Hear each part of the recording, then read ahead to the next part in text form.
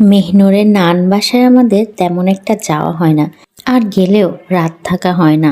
এর মধ্যেই হুট করে একদিন আমরা রাত থাকলাম, আর মা সকালে আমাদের জন্য পিঠা বানালো।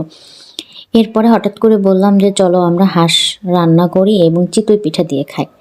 তো যেই কথা সেই কাজ, হাঁস পরিষ্কার করে সেটাকে রান্না করা হচ্ছিল। আপনারা কারা কারা হাঁস দিয়ে চিতই পিঠা খেতে পছন্দ করেন? আমার তো অনেক ভালো লাগে।